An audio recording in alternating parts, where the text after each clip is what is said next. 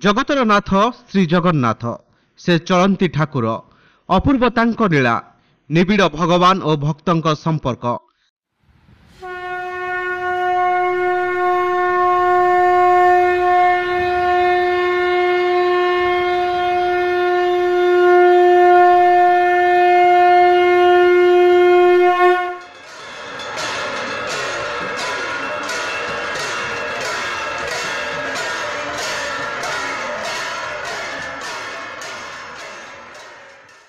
सेथिपाई कालिया ठाकुर केतेबेले रत्न सिंहासन रे भक्तों को दियंती दर्शन पुणी केतेबेले से भक्तों को दर्शन देवापाई ओह्लाई आसंती रत्न सिंहासन छाड़ी भक्तों पाखकू।